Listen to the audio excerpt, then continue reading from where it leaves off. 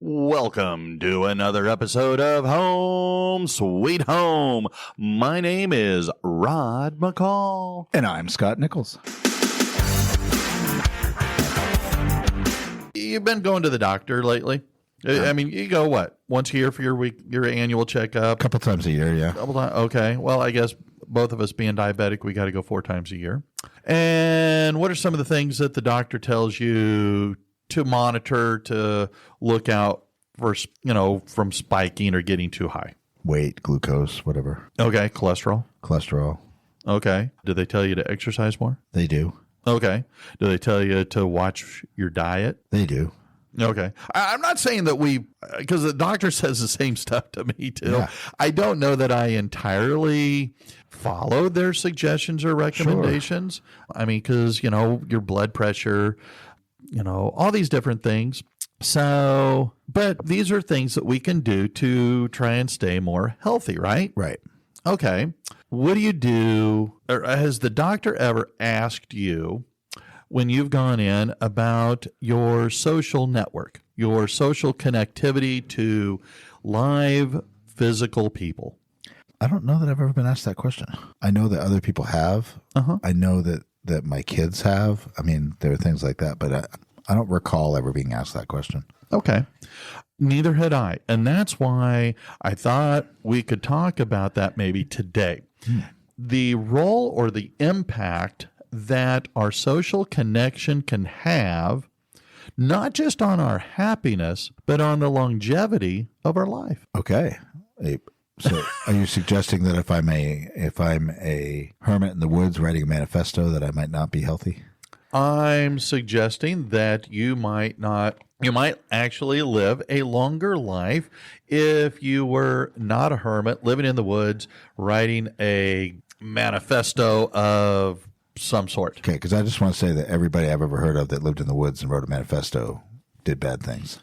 Okay. So, well, you don't have to live in the woods writing a manifesto by yourself to do bad things. But what I wanted to address was, smart Alec, is the idea that our connection to other people can have on our lives. Now, we've talked before. In fact, I think it was our last episode. We did on music and the power that music can have on our happiness, but also on our brain health.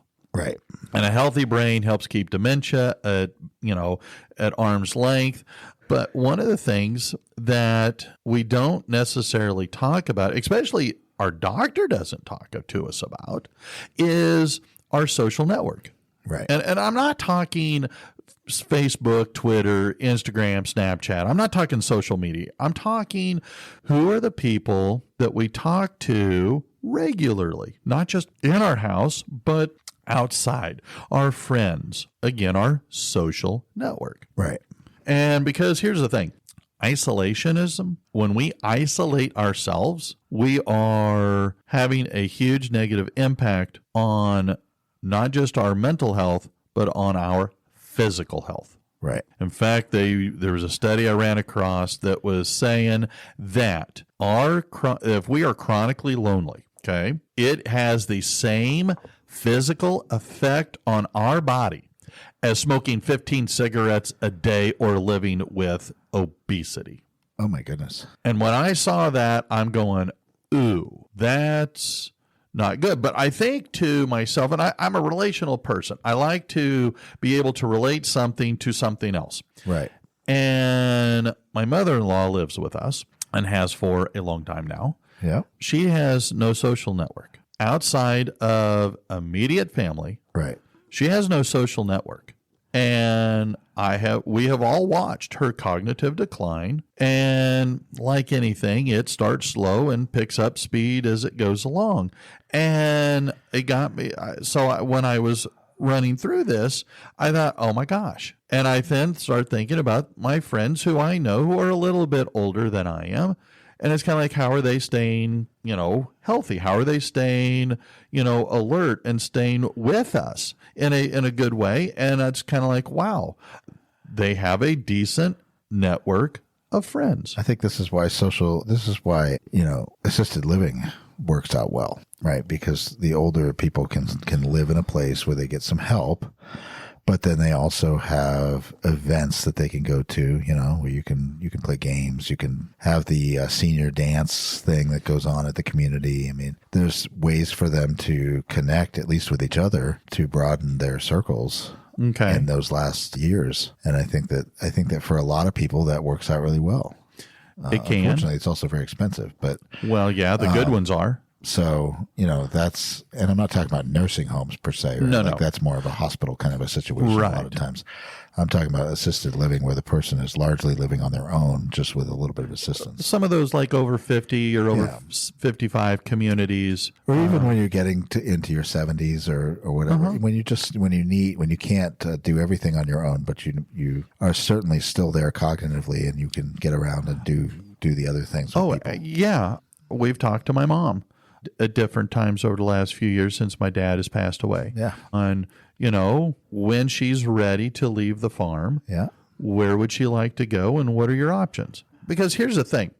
It is, and that's why I thought maybe today we could explore a little bit the value that social connection can have. Because I don't know that it is, I think it's highly undervalued. And research reveals that our social connection can be a vital sign to our physical health. Sure. So, all right. So I want to jump in. All right. So I'm going to start with a research that had almost 3,400 adults across the United States, Great Britain, and Australia. All right. They also included 681 healthcare providers, and they found that both groups significantly underestimated social connection as a health factor. Wow. So I'm going, okay, so we're starting with that. All right. But and some of this came out of, and this is where I thought it was kind of interesting, because there's been a lot of stuff that's come out of the unintended consequences of COVID. Right. Because, there's been a lot of stuff that's come out about how COVID led to isolation and the depression and the suicide rates that came as a consequence of all of that. But what they were saying is that this goes beyond COVID. This was going on long before COVID. But they were talking about, again, that loneliness is underestimated.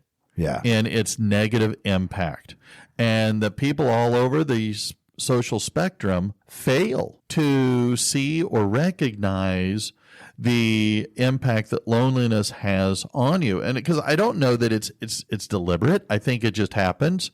I think it's organic and it happens more by default than by design.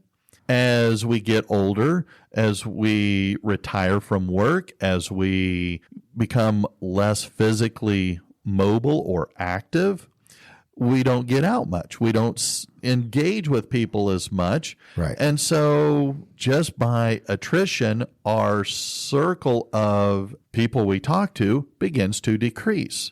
And we, more by default than by design, as I said, we isolate ourselves. And so as a result, well, our mental health begins to decline. Because who are we talking to? Right.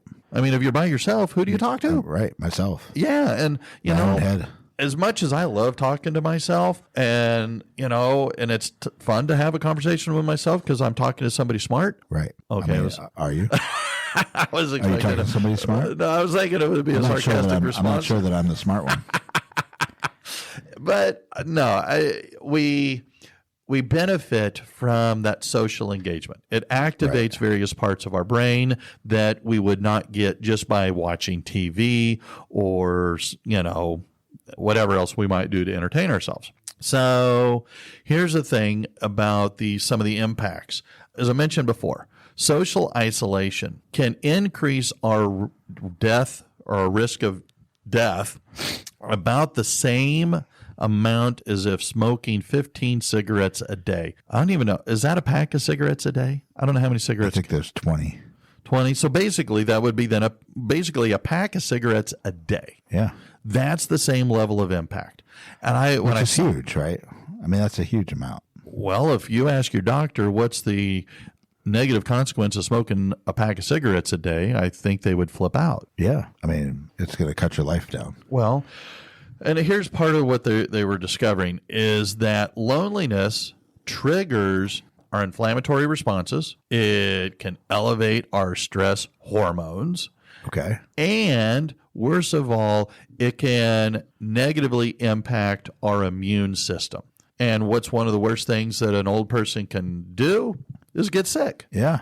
Because already our immune system isn't working at peak efficiency. So if we're more likely to get sick, well, then then we have to go to the doctor, and then, or God forbid it's so bad, we got to go to the hospital. Right. And if we are feeling sick, well, we might be less stable on our feet. We might be more dizzy. We might trip. We might fall. And the next thing you know, because we were sick, we fall, we break a bone, and things just kind of spiral. So we don't want that. So again, isolation can have that kind of a negative impact. But here's where I think it ties in with smoking the cigarettes. Social isolation is linked to higher rates of hypertension, heart disease, and stroke. Okay. Those are all bad things.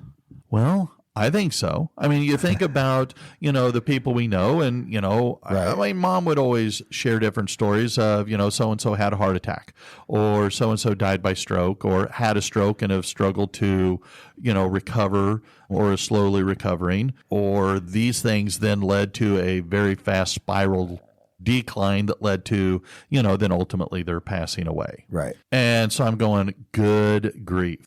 That's a lot. Well, yeah. And here's the other thing. When we are lonely, we're going to increase our feelings of depression. It's going to increase our sense of anxiety. Okay. It's going to increase our brain's decline, so our cognitive skills go down. And now it says here our sleep quality goes down. I will say that as my dad's health decreased, he actually slept a lot more, but he couldn't really watch TV. Right. He couldn't read anymore, and there was nobody to really talk to other than my mom. Right. So I don't know. He slept a lot. So I don't know. They say your sleep quality. I don't know how they measure that. But that doesn't mean that the quality of his sleep was good. It just meant he slept a lot. Well, true. Two different things. The other and final thing they said is that loneliness made it much harder for you to recover when you did get sick. Not only did it increase your chances and likelihood of becoming sick, your recovery rate was significantly lower. And I don't know if that has something to do with, well, why should I get better? Why should I fight to get healthy again? Sure. Anyway, so I thought that was interesting. But I guess what really got me was the role that healthcare providers play in addressing this. Or I guess the other part, the better way to look at this is how they may not help in this issue. Because while they may acknowledge its value, your social connection. Sure. What are they doing to help promote you being active, especially as you become an older senior? I mean, to be fair, though, my doctor asks me about my diet and then tells me I need to change it. I don't actually do it. Okay. I'm not very compliant. So they have limitations, right? I mean, they can encourage, they can provide literature, they can try to educate me and why I should do that. But the bottom line is, if I'm not ready to play along, okay, it ain't going to happen. Okay, fair point. But here's some of the things that I found interesting that they addressed in this study. Okay, is that a lot of times medical doctors are not assisting in helping address our social network and the value and importance. And what I mean by that is not only are they not asking questions, right? There's limited ways for them to even test for social connectivity. Sure. For us to, for them to determine just where are you on this loneliness factor. Okay. And so as a consequence, by the time they may realize, they've got all these negative health effects, and they begin to explore that, it may be too little too late. Yeah. And so anyway, I mean, that's where, something they could refer to is, and there is a whole, and I'm discovering this, there's a whole line of therapists that their primary job is to work with the elderly. And part of that is to be a social network. I mean, I've heard time and again the value that Meals on Wheels have. Right. Because that's that social connectivity, that social network. And that's kind of why they have like Meals on Wheels. And so, I don't know. I just found it very interesting, the healthcare's, well, for lack of a better term, blind spot. Yeah. I mean, like I said, I've never been asked the question. I don't recall ever being asked that question. Is that something that a general healthcare provider would ask, or, I don't know. I think I'm going to have to ask my doctor when I go see him again as to how often. I don't know. For me, again, this was a fascinating concept. And so when I was reading the study, it really kind of hit home. Yeah. Because, again, I'm using my parents, I'm using Sherry's mom as a way for me as a reference point. I mean, I know that kids tend to spiral into that isolation, even using social media. Like, social media itself is very isolating. Oh, yeah. And so despite being, connected to lots of people around the world, you don't know any of them.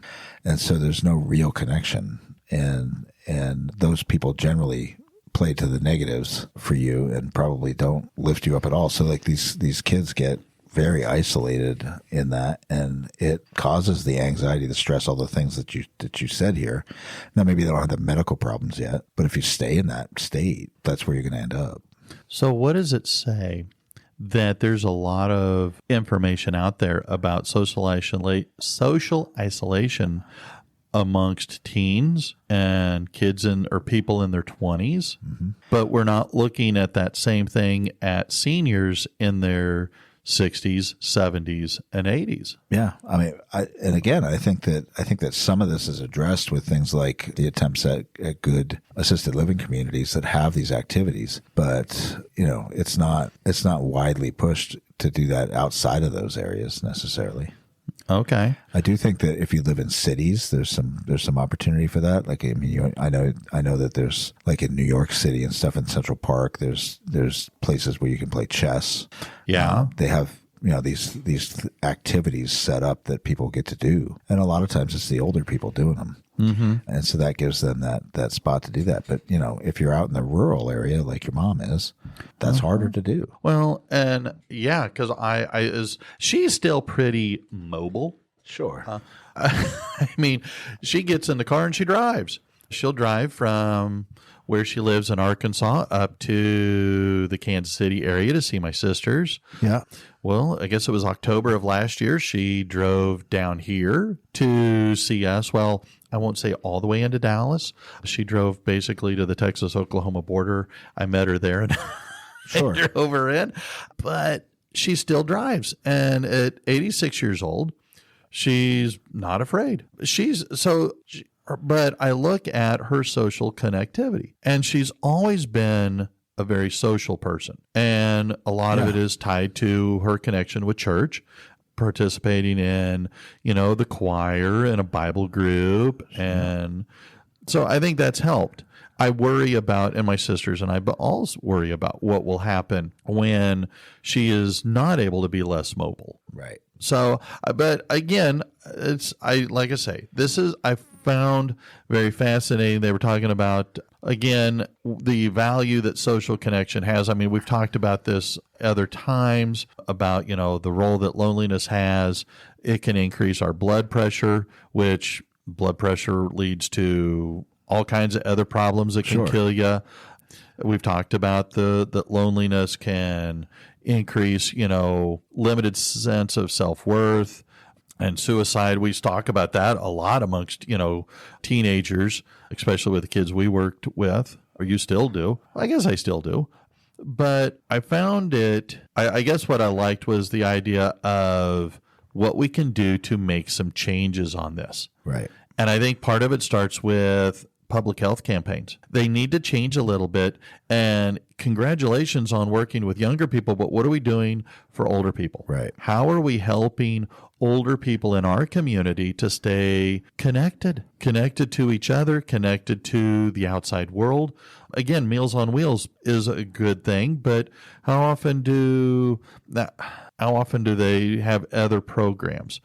Of course, where's the funding going to come from is always a big issue. Yeah. And of course, you also run into somebody like my mother-in-law who, well, I don't want to leave the house. I don't like when people come. I don't. Yeah. So you're going to run into that, and you can't help all the people. But if we could do more to get the message out there, more social connections. Sure. Just a thought.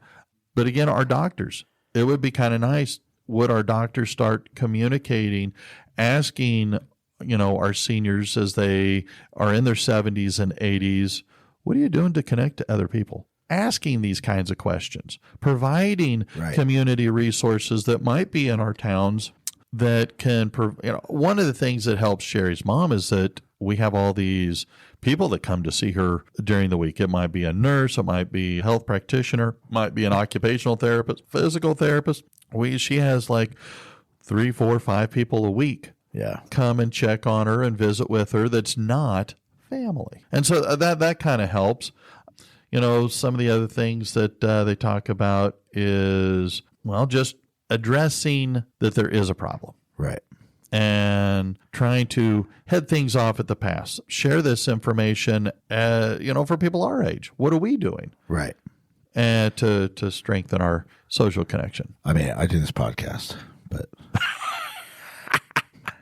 no, I mean, I think that's true, right? Like, what do you do? Do you go to the gym? Is that an isolating thing in and of itself? Because you don't necessarily talk to anybody there. Are you reading books that you're sharing with other people? Are you getting out to the movies? I mean, what are you doing? Right? Are you going out to eat with other people and having some conversation?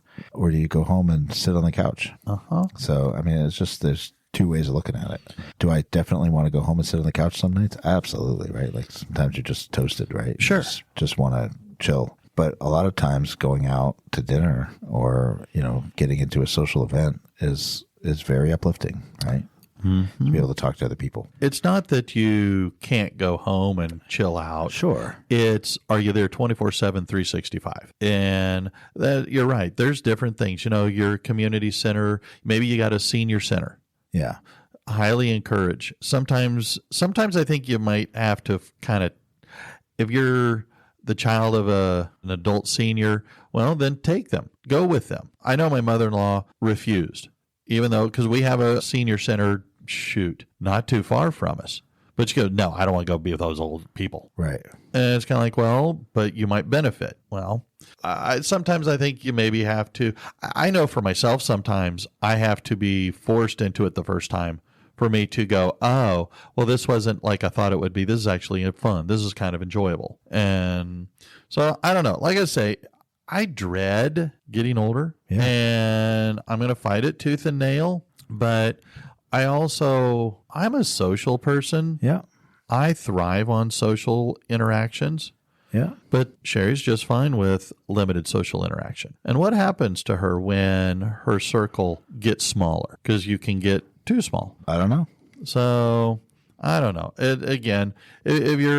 These are serious physical issues related to a social, emotional issue. Yeah. So I don't know. Like I say, we don't ignore issues like smoking a lot or obesity or high blood pressure, but we ignore our social interactions or lack thereof. So if we can maybe change the narrative a little bit. Yeah. I mean, I agree. What does that look like? I don't know. In this case, I don't have a lot of answers. I have a lot of questions. But I was, like I say, kind of shocked and surprised what the science is showing about the unintended consequences, especially amongst our older population when they are socially isolated from others. And so if we want to create a longer, healthier, more meaningful life for ourselves or those that we care about, well, we need to encourage and push social interaction, getting out. And it doesn't have to be daily, I don't think, but, involved with church, go down to the community center and do one of those older aerobic, water aerobic things. Sure. I'm not going to do that, but you can, we can intentionally just do something, right? That gets you out with other people. It doesn't have to be something. Maybe you could, sing as you go. Just a thought. I don't know. I'm picturing like Monty Python or something. But yeah, I mean, it starts with us, right? Like, so it's just about what can you change with you? And if you are seeking out other people to be with, then you're affecting them too. So it's all good. It's just a matter of how do you change your life to be more interactive. Well, true. If you've got a neighbor that is elderly that you don't see as often as you used to, then, how hard would it be to pop in, stop over, say, hey? I agree. I don't know. Just a thought. Well, I mean, I think this has been great. So, and I know it's a minute or two shorter than normal, but I think it's fine because we probably need to get out of this room and go get some interaction. Yeah, social interaction would be good. So. All right. Well, then, until next time, I'm Rod. I'm Scott. See you later. Bye-bye.